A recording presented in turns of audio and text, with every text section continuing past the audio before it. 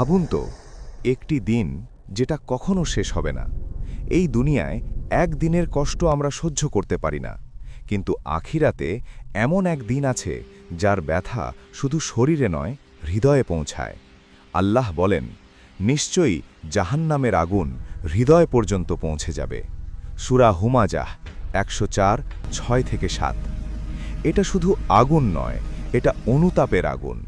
রাসূল সাল্লাল্লাহু আলাইহি ওয়াসাল্লাম বলেছেন, দুনিয়ার আগুন জাহান্নামের আগুনের ৭০ ভাগের ১ ভাগ। সহিহ বুখারী, সহিহ মুসলিম। তাহলে জাহান্নামের একদিন কেমন হবে? আজ আমরা নামাজ দেরি করি, গুনাহকে হালকা ভাবি, ভেবে নিই একদিন ঠিক হয়ে যাবে। কিন্তু আখিরাতে পরে বলে কিছু নেই।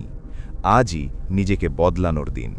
হে আল্লাহ, আমাদের জাহান্নাম থেকে রক্ষা করুন আর আপনার রহমতের পথে ফিরিয়ে নিন। আমিন।